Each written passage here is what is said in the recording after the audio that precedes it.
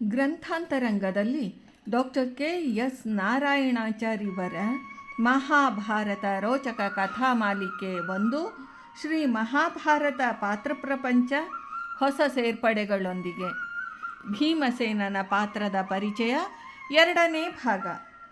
ಮದಗಜದಂತೆ ನಡೆಯುವ ಭೀಮನ ಆಕಾರವೇ ಆನೆಯಂತೆ ದೊಡ್ಡದಿರಬೇಕು. 10,000 ಆನೆಯ ಬಲವುಳ್ಳ ಈ ಸುಂದರ ಶರೀರದಲ್ಲಿ ಅಂಗೋಪಾಂಗಗಳು ಪರಸ್ಪರ ಪೂರಕವಾಗಿದ್ದು ಮೋಹಕ ಪ್ರಮಾಣ ಆಯಕಟ್ಟು ಇವಕ್ಕೆ ಇದ್ದುದರಿಂದ ಆ ಶರೀರ ವಿಕಾರವಾಗದೆ ಸುಂದರವಾಗಿದ್ದಿತು. ಸುಮ್ಮನೆ ಮೈ ಬಂದವರೆಲ್ಲ ಸುಂದರರಿರುವುದಿಲ್ಲ. ದೊಡ್ಡ ಮೈ ಎಂದರೆ ಡೊಳ್ಳು ಹೊಟ್ಟೆಯಾಗಿರಬೇಕಿಲ್ಲ. ನೀಡುದೋಳಿಗಳಿಗೆ ಸರಿಯೊಪ್ಪುವ ನೀಳ ತೊಡೆಗಳು, ಉಬ್ಬಿದ ಮಾಂಸಖಂಡಗಳು, ಕುಣಿಯುವ ಭುಜಗಳು, ಅಗಲ ಹೆಗಲು, ಹೀಗೆ ಜಗಜಟ್ಟಿಯ ಸುಂದರಾಕೃತಿಯಲ್ಲಿಯೇ ದೊಡ್ಡದಾದ ದೇಹ ಅದು.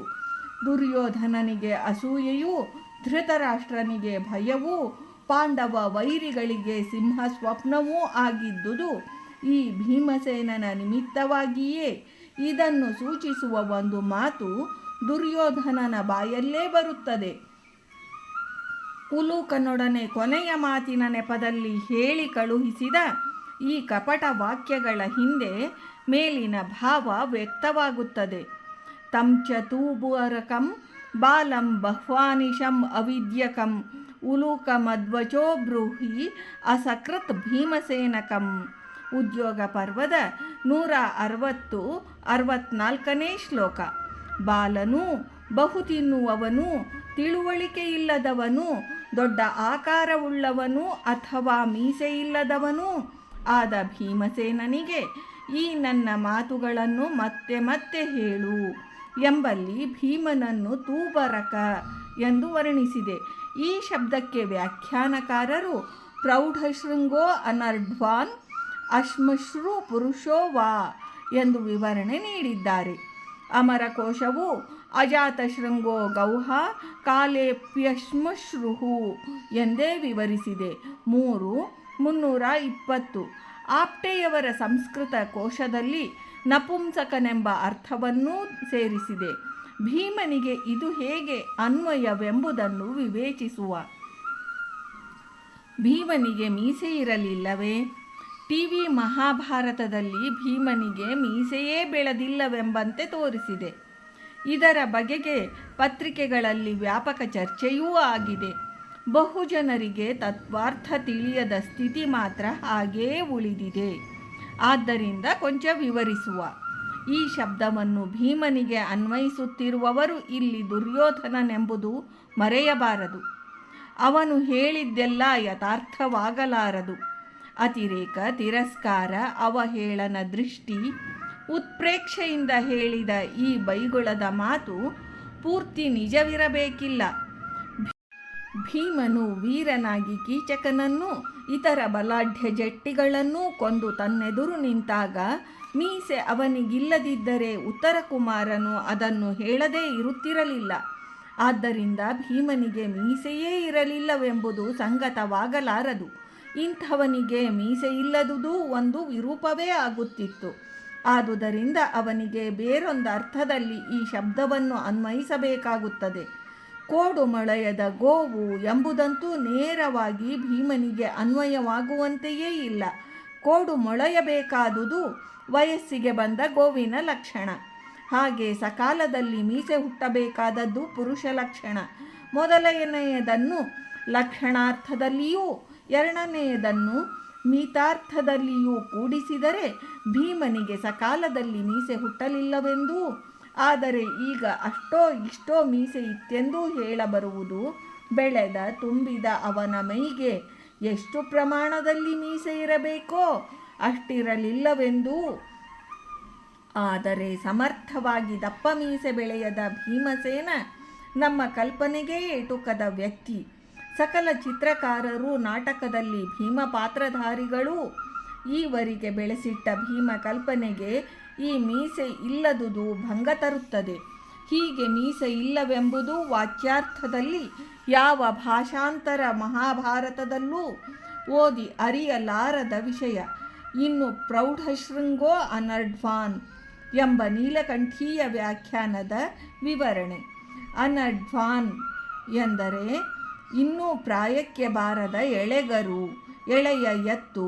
ಅಷ್ಟರೊಳಗೆ ಅದಕ್ಕೆ ದೊಡ್ಡ ಕೋಡುಗಳೂ ಬೆಳೆದು ಅದಕ್ಕೆ ವಯಸ್ಸಿಗೆ ಮೀರಿದ ಬೆಳವಣಿಗೆ ಆಗಿದ್ದರೆ ಇದೊಂದು ವೈಲಕ್ಷಣವಾದರೂ ವಿರೂಪವೆನಿಸುವುದಿಲ್ಲ. ಭೀಮನಿಗೆ ವಯಸ್ಸಿಗೆ ಮೀರಿದ ದೇಹದ ಬೆಳವಣಿಗೆ ನಿಸ್ಸಂದೇಹವಾಗಿ ಇತ್ತು. ದುರ್ಯೋಧನನ ಕಣ್ಣು ಈ ಭೀಮನ ಕಾಯದ ಮೇಲೆಯೇ ಇತ್ತು. ಭೀಮನು ಅತಿ ಹಸಿವಿನವನೆಂದೂ ಮಿತಿ ಇಲ್ಲದೆ ಉಣ್ಣುತ್ತಿದ್ದನೆಂದೂ ಮಹಾಭಾರತದ ಉದ್ದಕ್ಕೂ ಅಲ್ಲಲ್ಲಿಯೇ ಹೇಳಿಯೇ ಇದೆ. ಆದರದು ಬಲವುಳ್ಳ ಸುಂದರ ಜಟ್ಟಿಯ ಶರೀರವೂ ಆಗಿದ್ದು ಕೌರವರಿಗೆ ಮೃತ್ಯುಪ್ರಾಯವಾಗಿದ್ದು ದುರ್ಯೋಧನ ತನ್ನ ಹೊಟ್ಟೆ ಉರಿಯಿಂದ ಹಾಗೆ ವರ್ಣಿಸಿದವನೆಂದೂ ತಿಳಿದು ಹೊಂದುತ್ತದೆ. ಉತ್ತರ ಕುಮಾರನು ಮಾಡಿರುವ ಭೀಮವರ್ಣನೆಯೂ ಇಲ್ಲಿ ಸರಿ ಹೊಂದುತ್ತದೆ. ಆದುದರಿಂದ ಭೀಮನ ಆಕಾರ ಪಂಚಪಾಂಡವರಲ್ಲಿ ಎದ್ದು ಕಾಣುವಂತಿದ್ದಿತು ಎಂಬರ್ಥದಲ್ಲಿ ತೂಬರ ಎಂಬುದು ಉಚಿತವಾಗುತ್ತದೆ. ಇಂಥ ಶರೀರ ವನವಾಸ ಕಾಲದಲ್ಲಿ ಕೃಶವಾಗಲೆಂದೂ ಹಸಿವಿನಿಂದ ಸಾಯಲೆಂದೂ, ಹಾಗೆ ಆಗದಿದ್ದರೆ ಅಜ್ಞಾತವಾಸ ಕಾಲದಲ್ಲಿ ಅದು ಸುಲಭವಾಗಿ ಪತ್ತೆ ಆಗಲೆಂದೂ ಉದ್ದೇಶಿಸಿಯೇ ಈ ವನವಾಸ ಅಜ್ಞಾತವಾಸ ನಿಬಂಧನೆಗಳು ವಿಧಿಸಲ್ಪಟ್ಟಿದ್ದವು. ಭೀಮನ ಹೊರತು ಉಳಿದ ಪಾಂಡವರಲ್ಲಿ ಬೇರಾರಿಗೂ ದುರ್ಯೋಧನ ಅಂಜಿದವನಲ್ಲ.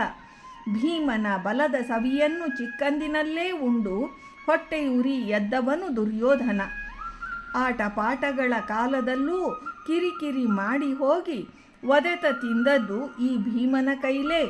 ಅದಕ್ಕೆಂದೇ ಉಳಿದವರನ್ನು ಬಿಟ್ಟು ಇವನಿಗೆ ವಿಷಪ್ರಾಶನ ಮೊದಲಾಯಿತು.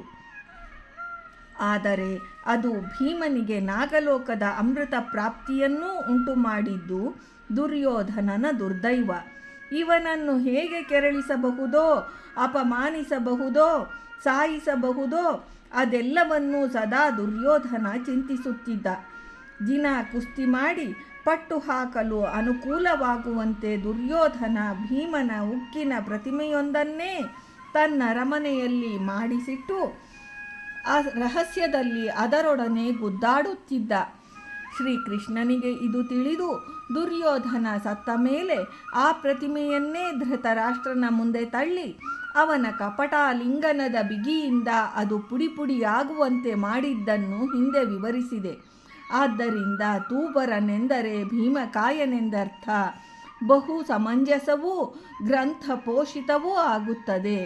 ಇಂಥ ಭೀಮನ ಕೈಲಿ ಭಿಕ್ಷೆ ಎತ್ತುವಂತೆ ಮಾಡಿದ್ದು, ಅವನಂಥ ಬಲಾಢ್ಯನೂ ಕೆಲಕಾಲ ಕಟ್ಟಿ ಹಾಕಿದವನಂತೆ ಅನ್ಯಾಯಗಳನ್ನು ನೋಡುತ್ತಾ ಸುಮ್ಮನಿರುವಂತೆ ಮಾಡಿದ್ದು ದುರ್ಯೋಧನನಿಗೊಂದು ತಾತ್ಕಾಲಿಕ ವಿಜಯವೆನ್ನಬೇಕು. ಇದನ್ನೆಲ್ಲ ಒಂದಕ್ಕೆರಡು ಬಡ್ಡಿಯಂತೆ ಭೀಮ ಕೊನೆಗೆ ತೀರಿಸಿ ತೃಪ್ತನಾದದ್ದು ಬೇರೆ ವಿಚಾರ. ಭೀಮನ ಸಾಹಸಗಳು.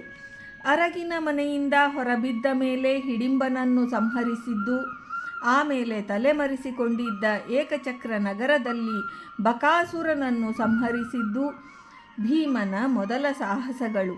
ಮಕ್ಕಳಿಗೂ ರಂಜನೆಯಾಗುವ ಸನ್ನಿವೇಶಗಳಿವು. ಭೀಮನ ಬಲ ಪರಾಕ್ರಮಗಳನ್ನು ನಿಸ್ಸಂದೇಹವಾಗಿ ಸಾರುವ ಘಟನೆಗಳಿವು. ಜನರೆಲ್ಲ ದುಷ್ಟರಿಗಂಜಿ ಅವರು ಎಂಥ ಅಮಾನುಷ ನಿಬಂಧನೆಗಳನ್ನೊಪ್ಪಿದರೂ ಹಾಕಿದರೂ ಒಪ್ಪಿ ಸಾಮೂಹಿಕ ಮೃತ್ಯುವನ್ನು ನಿವಾರಿಸಿ ಒಬ್ಬೊಬ್ಬರೇ ನಿಧಾನವಾಗಿ ಸಾಯುತ್ತಾ ತಮ್ಮ ದಿನಗಳನ್ನೆದುರು ನೋಡುವ ಈ ಕಥೆ ನಮೋ ನಮವಾಗಿದೆ. ಊರವರೆಲ್ಲ ನನಗೆ ಓಟು ಹಾಕತಕ್ಕದ್ದು, ಹಾಕದವರ ಮನೆ ಮಠಗಳನ್ನು ಸುಡಿಸುತ್ತೇನೆ ಎಂದು ಬೆದರಿಸಿ ಅಧಿಕಾರಕ್ಕೆ ಬರುವವರೆಲ್ಲರೂ ಒಂದು ಬಗೆಯ ಇಂದಿನ ಬಕಾಸೂರರೇ. ಬೆದರಿಕೆಯಿಂದ ಹೀಗೆ ಅಧಿಕಾರಕ್ಕೆ ಬಂದು ಆಮೇಲೆ ನಿರಾಬಾಧವಾಗಿ ಹೆಚ್ಚಿನ ಅಕೃತ್ಯಗಳನ್ನೇ ಮಾಡುತ್ತಾ ದಿನಕ್ಕೊಂದು ಕೊಲೆ ಮಾಡಿಸಿದರೂ ಜನ ಉಸಿರೆತ್ತದೆ. ಇಂಥವರು ಸದ್ದು ಸುದ್ದಿ ಇಲ್ಲದೆ ವರ್ತಮಾನ ಪತ್ರಿಕೆಗಳ ದಂಡ ಸಂಹಿತೆಯ ಕಣ್ಣು ತಪ್ಪಿಸಿ ಅಧಿಕಾರದಲ್ಲಿ ಉಳಿಯುವುದಾದರೆ ಅಂದಿನ ಬಕಾಸುರ ಏಕೆ ನಂಬಲರ್ಹನಾದಾನು?